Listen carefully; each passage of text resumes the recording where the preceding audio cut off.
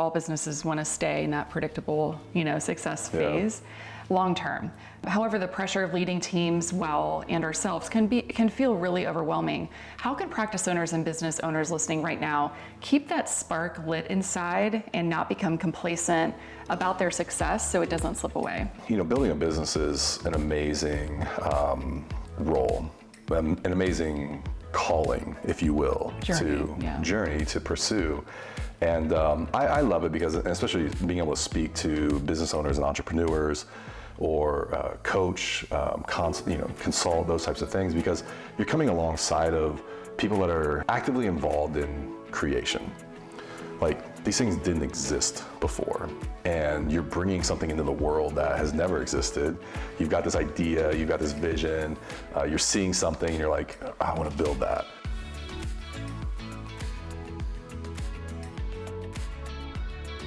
Welcome to the Story Project podcast. I am your host, Joanna Scott, and I'm so excited for you guys to check out this episode and this conversation. I happen to be interviewing my very own husband and partner in business, Joshua Scott. He is a marketing speaker and fractional CMO who has spent the last 23 years in the dental profession. He's the owner and CEO of Studio 88, dentistry's story-driven marketing agency, recently named as the top healthcare marketing agency in the United States by Healthcare Business Review. Their mission is to create more authentic marketing by telling better stories. Josh currently resides in New Albany, Ohio, where he collects Air Jordans. He might have over 100 pairs somewhere in this home.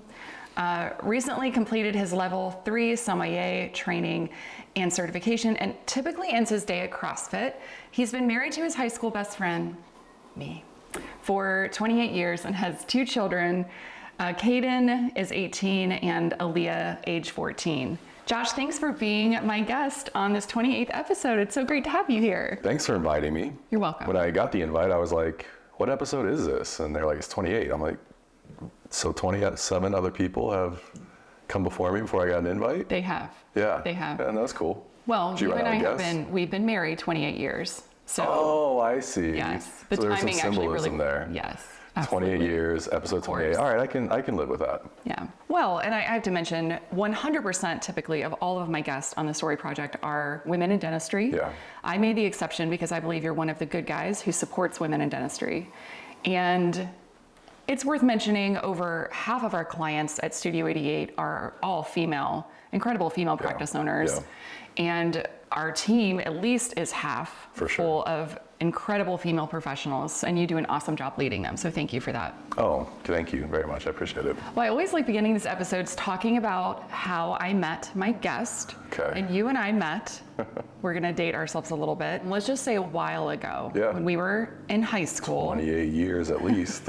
Longer than that. Yeah. The backstory is that we've been married, as I said, 28 years. We met, my friend Shannon, who was your girlfriend at the time, brought me to a youth group event and pointed you out as her boyfriend. And you were on a go-kart racetrack.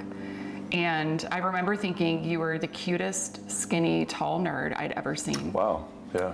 And we got to know each other and talked on the phone all the time. Just really became naturally best friends. Yeah.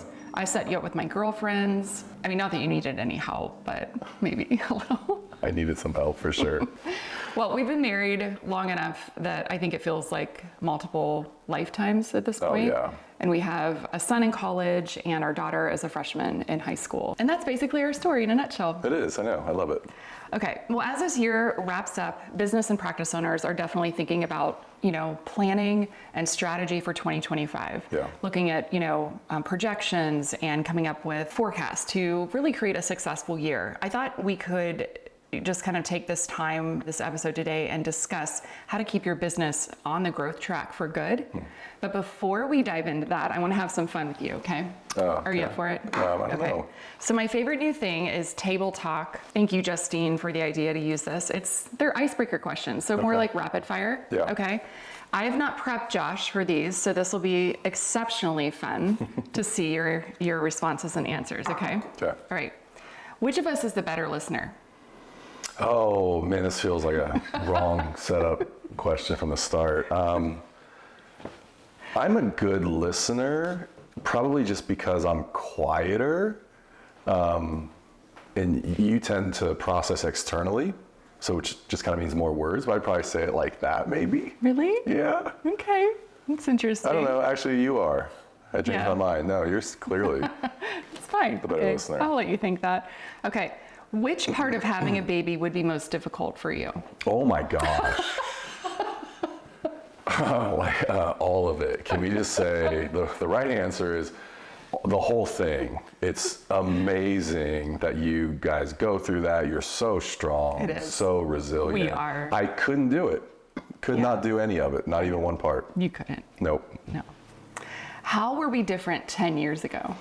You and me, how are we different 10 years ago? We're probably more chill, for sure.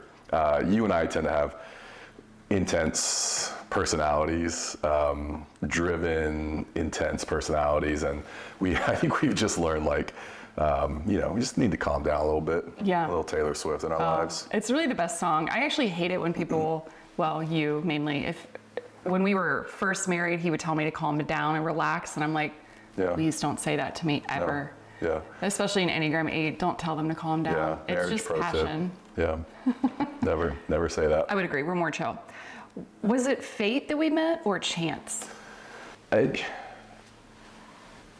got to be both, right? Like I don't know. Could it be like both? Where I think we try to create this like binary thing of was it just random that we're at this like go-kart track and I went to that youth group event with this girl that invited me, or was that also part of just how things aligned? But there was something very special about you for sure that I was attracted to. Oh, so sweet. Yeah, I agree completely. Okay. I think it's both. If we could quit our jobs, what would we do? Yeah, another good question. I don't know. I might start the same thing all over again. Oh, wow. I'm enjoying doing it. So, yeah. I don't know that I've got like a bucket list around that right now. Yeah, okay. Hi, Callie. Everybody. She's like, what? You want to meet the Story Project audience? Just making her debut. We're obviously filming this at home today. This is Callie Carroll. This is Callie Carroll. Hi. She's my shadow and my guard dog. This is what she wants, is to sit on your lap. I know. How about a little bit? Okay, a little bit. Well, last year, our leadership team started a book club. We'll call it a book club. Okay. Yeah, because we've read some really fun books together, which has been awesome. And one of our favorite books, at least mine, was Predictable Success by Les McGowan. Yeah. And just a fantastic read. The premise of the book is it explores the life cycle of business growth and the key phases that organizations experience on their path to long-term stability and success. McGowan identifies 7 different stages. Yeah. So the early struggle, fun, whitewater, predictable success, treadmill, the big rut, and the death rattle. And every business at some point encounters these phases and finds themselves going through one or even sometimes getting stuck in them. Yeah. So the truth is, it's so much easier to manage a team when you and your team know how to be successful. And I thought that we could talk about predictable success with your business or agency on this episode, specifically with your experience leading Studio 88 for 11 years. Yeah. Thought this would be a really relevant, interesting conversation as everybody plans out 2025. No, I love this idea because I think one of the things I've realized has been so beneficial to me as a business owner is this idea of predictable growth. And when you're younger and you're running a business, it just seems like it's all coming at you and you just react to it. And you've got these questions of, when do you make hires? And I think we can make a hire, but we don't know. And is there gonna be cash flow? Do we have enough money? When do we pull the trigger? What's the right timing? And so you have all those questions, almost like you're just dealing with it as it comes. And one of the things I've really been able to do is kind of look out and go, okay, at the beginning of 2024, where will we be at the end of that year from a financial standpoint, revenue, and create models and formulas to predict that. And we got it down to where we've been about 3 to 5% within that range. So then doing that again, now you know when you could hire. Now you know what revenue is going to look like. Exactly. You know how expenses are going to grow. So it's a much more informed way. And as a business owner, there's like this peace of mind of the business isn't running me. I can make decisions in order to run the business. Totally. I mean, those projections that you create annually, it's been a game changer. And I'm in the growth side of the company, business development, and marketing and all of that. And so, and also the hiring piece is so tied to projections. Yeah. And now we can confidently say, well, if next year's projecting this revenue wise, then we can it just helps us space out hiring. Yeah. Yeah, you and I were just talking about this the other night at dinner, but it was like, we've got to make a significant investment into the team in the next year to 15 months, and like $1.25 million, like $1.25 million into the team, building the team out in the next year or so. And one of the things we're going to do is look at the first quarter and go, okay, from a profit standpoint, like we've got to have what's the baseline profit that we need to take out. We're in the middle of building a building, so that's going to require some cash next year. So what other profit needs to be there to handle the building? And then do we have, so basically by the time we get to quarter one, is there enough profit? So if we said, hey, we're going to hire part of that, we need $250,000. Do we have the $250,000 as profit to pull the trigger on hiring that first part of that team? Yeah. But it's a much more sophisticated approach to, oh, we need these people, let's hire them. Because like that's part of it, but there's other data that's there that's Absolutely. useful. And so if we don't hit that, we're like, hey, we've got to make some plans to delay this. If we do hit it, we pull the trigger and hire that part of the team. Moving forward like that, it's just like, it helps me sleep at night, and because otherwise you hire this whole team and all of a sudden expenses shoot up and you have an off month, and now you're like, what's going on? Yeah. It's really reverse engineering successful outcomes. Yeah. Adds so much peace to your day-to-day. Yeah, running a business has enough of the pressure of its own with everything. So like taking out as much as you can is a huge part. Yeah. So if it's much easier to run an organization when it's in predictable success, my question to you is, why do so few businesses, practices, groups, or teams ever get there?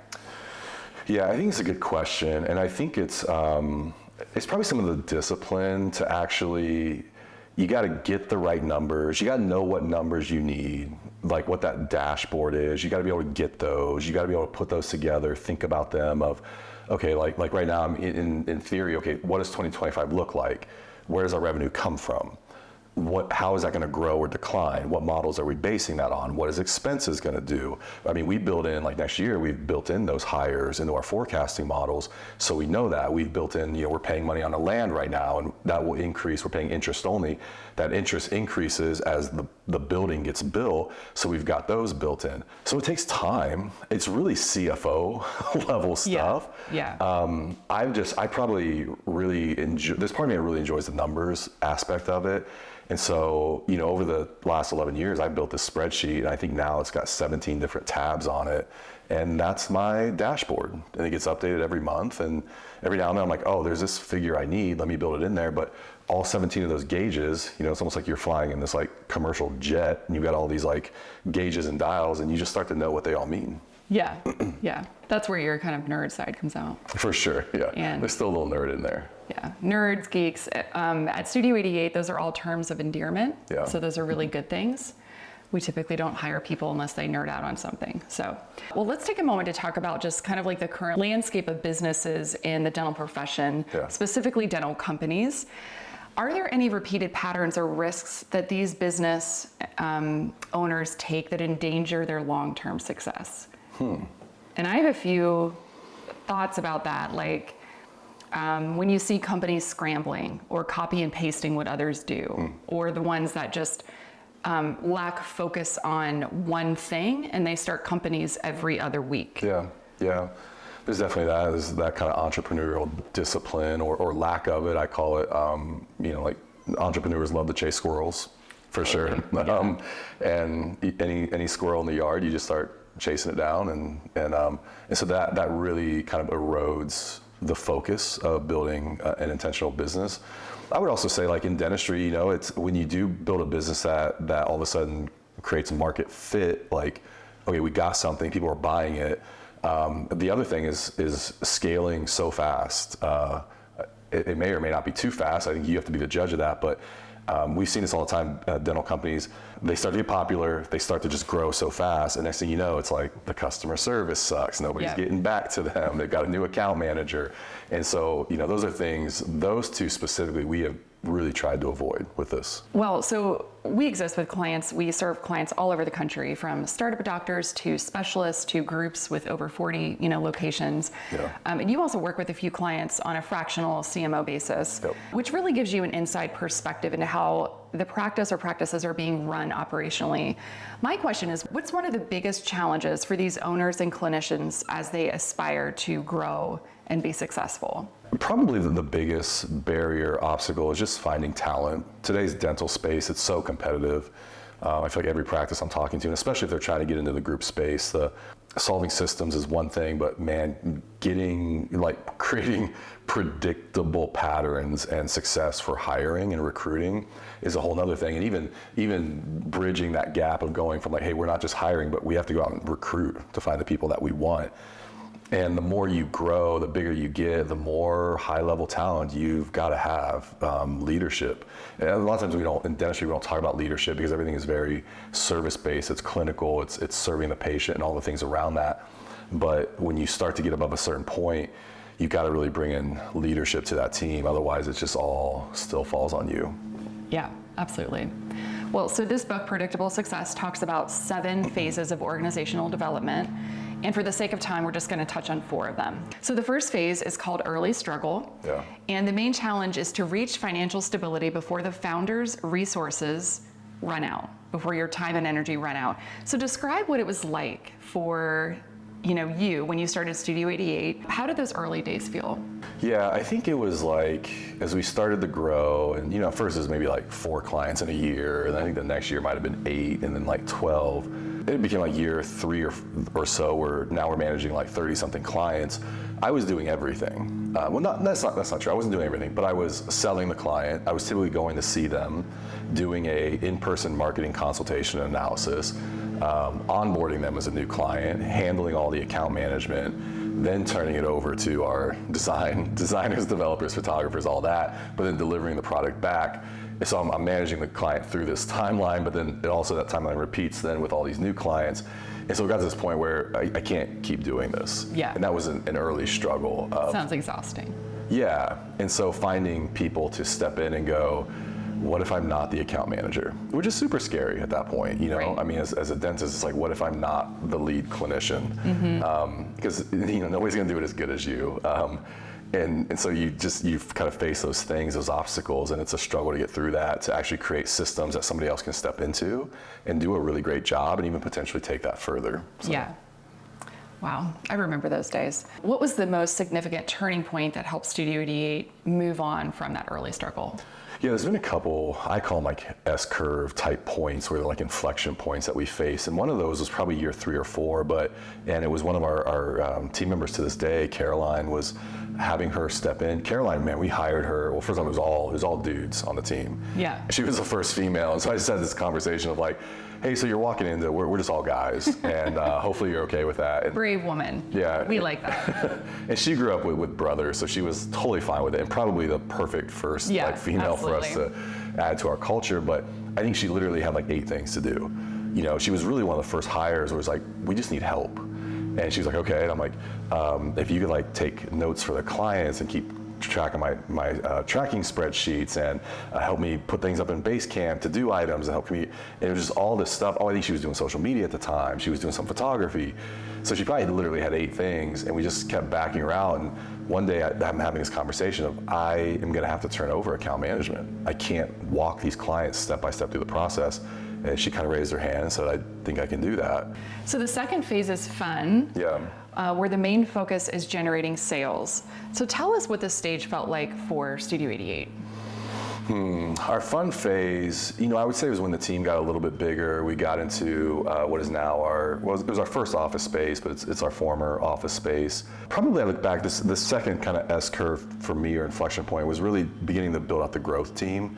And that's where you came along. We made some other hires intentionally, designers, developers, people that would help us market ourselves. But going to conferences in 2018, 2019, just getting involved in that world, meeting people, expanding our network. It was actually fun. Yeah, it was a fun time. It makes sense. Yeah. Yeah, and of course, bringing, me joining forces with you, that stage is fun. Yeah. Of course. Yeah. It's never been anything but fun. That's awesome. Well, so the third phase is whitewater. It's the third stage. Yeah. And it arrives as a natural outgrowth from successive fun. So can you give us an example or more context for what this phase was like? Yeah, whitewater is when, it's like early on you're having fun as a company, but then you realize like you start getting, for us it's probably like 20, 30 people, and communication just starts to break down. And so things get rough, hence the kind of whitewater analogy, but really creating not just systems for processing projects, but systems for communication and team workflow, project workflow, communication platforms, like what are we using, what are we not using, tech that needs to be developed to help just efficiency. And so it's the thing about like tech and technology and new systems, everybody is like, oh, like let's implement this piece of tech or this new software, like Slack or something, and it's gonna make our life so much better. And what you have to realize is it's yes and no. It's kind of a lie, because in the beginning, technology, there's always a learning curve to it. Yeah. And so like the first 90 days, your life isn't better. Like you're trying to figure out a whole new platform. Right. How do we communicate? How do we do these things? And then your life gets better because now you're efficiently through that system. So I think whitewater is a lot like that. It's like we have to have these things, implement them, but it's rocky, but then you come out of it and you're like, oh, life is good now. Yeah. So I have a follow-up question to that as well. We're building a new headquarters from the ground up right now. Yeah. And it's projected, next year, hopefully. And we just moved into a new temporary space. Since our team has grown so much, we finally were like, we cannot do this anymore. Yeah. And then we're also refining some of our internal organization model with our team. So has this felt like we've stepped back into a little bit of whitewater? And if so, how can businesses navigate if you introduce a little whitewater and it feels inefficient for a minute because it's new and clunky? How can businesses navigate not staying there? Yeah. It's not a little bit of whitewater. We are in it right now. We are full rapids. We are surfing, and sometimes, man, I feel like I'm like the rope on the side of the raft. We're just holding on to it. And the thing is, we introduced it. Like it's my fault. So people are like, this feels like whitewater. I'm like, it is. They're like, thank you. I'm like, yeah, you're welcome. I don't know that the goal here, because we talk about whitewater, then we talk about predictable success, and then we talk about the treadmill. That's really where businesses oscillate between. And so it's not necessarily bad to be in whitewater, just as it's not bad to be on a treadmill. It's just knowing like we were in a period of predictable success. We had everything dialed in. We felt like our future needed to be adjusted, our offerings, the way we served clients. There was a better way that we saw that we wanted to do that. It's causing us to rework the organization. Because of that, it almost took us from predictable success, put us back in the whitewater, because we're introducing tech, we're introducing applications, we're introducing new team members, building out new job descriptions, new forms of communication, new office space. We were there Monday for the first time. It's like you're walking around like, I actually don't even know where to sit anymore. Like I gotta decide where I want to sit. How do I want to do meetings? And so it's this funky space for a bit, and you're holding on. Look, part of it's invigorating. I mean, you know how you feel when you come off a whitewater rafting trip. You get through it. You go through some class 3, class 4 rapids, but you get done, you're like, that was amazing. There's that adrenaline rush for it. And so I think it's just embracing that, holding on to it, realizing it's not wrong. There's times where you gotta like go through that to get to the other side. But yeah, we're in it for sure. Yeah, and it's been fun and challenging all at the same time. Yeah. So the fourth phase, predictable success, is obviously where, I would say most of your successful business owners want to be and remain. And it's really achieved by introducing systems and processes that are needed for the business to conquer complexity and then get out of whitewater. So talk about the importance of having builders on the team who create those systems and processes. I know you mentioned Caroline, and that have been really pivotal for us staying in predictable success. The builders, there's team members, and then we've kind of identified just a tag for some of them that we call builders, and really trying to bring people in that either need to build a team, build an area, build systems, like whatever that is. And it's been fun watching them develop, through the years. We just added a key one here recently who has come in that's going to do a great job just helping to lead some of this reorganization into the future. And that's his role, is he's that's why we brought him on. He's definitely a builder. Yeah. But you got to be able to lean on those people, because I think, here's what's funny. Like Joe, my business partner, we had this conversation where this reorganization, we're building out kind of this, I call it a reorg, but we're really building out an additional part of the company. And we both knew we could do that. Like, we can get in and build this. Yeah. It's the way we built the first part of the company. Like, we built the creative side of the company. It was just us. We got in, we did it, we figured it out. We can do it. We're builders. The marketing services side was like, so we could do the same thing. I was like, but we're wiser and we have money. So like, why don't we bring some people in to help us do that? It's a much smarter way. Right. Before, we didn't have the resources, so we just had to get in and do it. Now it's like, okay, we can identify people that know how to build. They're probably smarter at it than us. They're better at it. They can focus on that, and then we leverage that expertise. And so it's just a better way of doing it. Yeah, absolutely. How do you balance keeping the team inspired with vision while also being held accountable, to those processes and systems every week? But I think that vision component is really important. I'm sure you think often about striking that balance between inspiring with vision while also maintaining and improving the quality of work that we do, and those standards of excellence. Yeah. They both have to happen. What's interesting probably in my role now is, as it moves more and more every year into just a pure CEO type role, I find it focusing more and more just on the vision. So if we say, hey, there's a vision, then there's the management of projects. Like, the management of projects still, and the work still has to get done. We're just getting to the point where we're growing enough that people are now focusing on certain things. And one of my uniquenesses that I bring to the team is that ability to see vision, communicate it, and inspire with it.